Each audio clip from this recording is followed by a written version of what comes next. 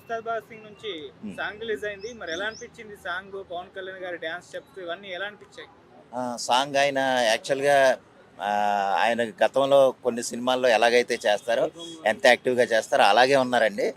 అయితే ఏంటంటే కొంచెం ఫోక్ స్టైల్లో ఉంది. రామ్ మిరియాల గారు పాడారు ఆ పాట, ఎత్ర కలర్ సాంగ్. అది కొంచెం బాగానే ఉంది. 3 సాంగ్స్ అంటే నాకు పెద్ద ఇరగదీసినట్టు అనిపించలేదు, కానీ ఆ సినిమాకి ఎంత అవసరం అంతగా చేశారేమో, లేదా ఒక సందర్భానుచితంగా వచ్చే సాంగ్స్ కింద ఉన్నాయని అనిపించింది నాకు. అంటే విడిగా ఏదో సినిమాకి ఏదో 5 పాటలు పెట్టాలి, 4 ఫైట్లు పెట్టాలన్న రూపంలో కాకుండా ఆ సినిమా సిచ్యువేషనల్గా లింక్ అయ్యే విధంగా సాంగ్స్ ఉన్నాయేమో అనిపించింది నాకైతే. అవును, 3 సాంగ్ రిలీజ్ అయిన 3 సాంగ్స్లో ఫస్ట్ సాంగ్ నాకు నచ్చిందండి. నాకు అది ఏంటంటే దేఖ్లేంగే సాలా. అది యాక్చువల్గా ఏంటంటే ఎక్స్ట్రాడినరీ హైప్ ఉంది.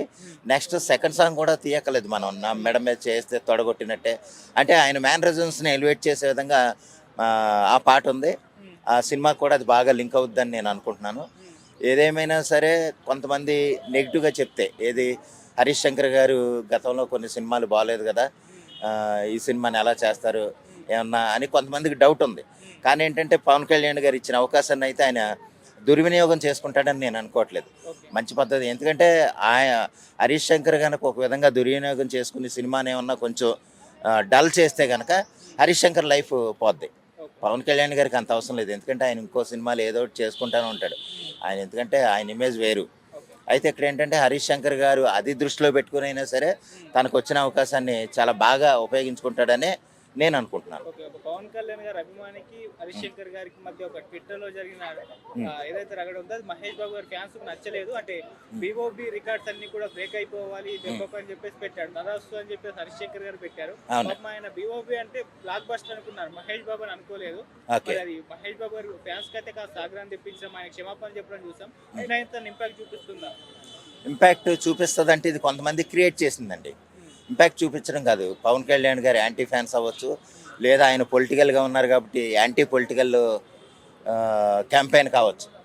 దానివల్ల ఏంటంటే కొంతమంది అది ఆయన్ని ఇబ్బంది పెట్టాలన్న ఉద్దేశంతో, అంటే ఈ సినిమాని ఇబ్బంది పెడితే, అది ఆయన పవన్ కళ్యాణ్ గారికి మనం తెలుసో లేదో కానీ ఆయన ప్రతి సినిమాకి చేస్తారండి. వాళ్ళు ప్రతి సినిమాకి ఏదో రూపంలో అది కూడా సినిమా దగ్గరికి వచ్చేటప్పటికి, అంటే ఇంకొక 4-5 రోజుల్లో సినిమా రిలీజ్ అవుతుందనగా అటువంటి ఇష్యూలు లేవనెత్తి సినిమాని డల్ చేసి, అంటే ఈ లోపల కొంతమంది ఏం చేస్తారంటే ఇంకో 2 రోజులు ఆగితే మీకు సినిమా అటర్ ఫ్లాప్ అని చెప్పేస్తారు.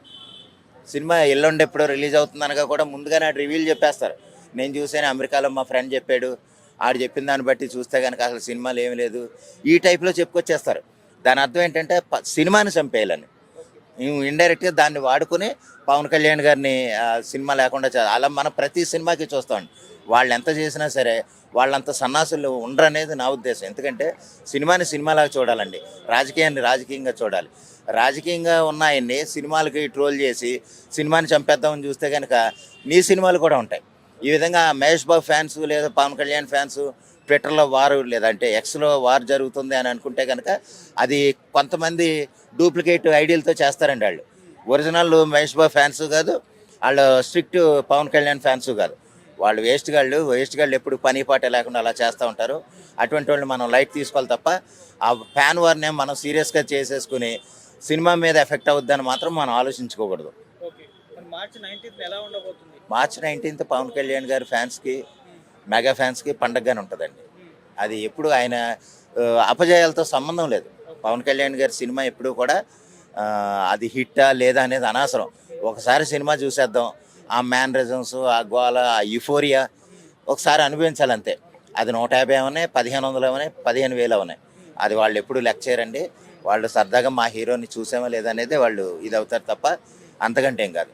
ఓవరాల్గా అయితే ఈ ఉగాది సినిమాకి వచ్చే ఈ ఉస్తాద్ భగత్ సింగ్, అలాగే దీంతో పాటు వచ్చే ధురంధర్ 2 కూడా ఘన విజయాలు సాధించాలని నేను కోరుకుంటున్నాను. అందులో ముఖ్యంగా మన రీజనల్ సినిమా కాబట్టి ఉస్తాద్ భగత్ సింగ్ బ్లాక్ బస్టర్ అవ్వాలని నేను కోరుకుంటున్నాను.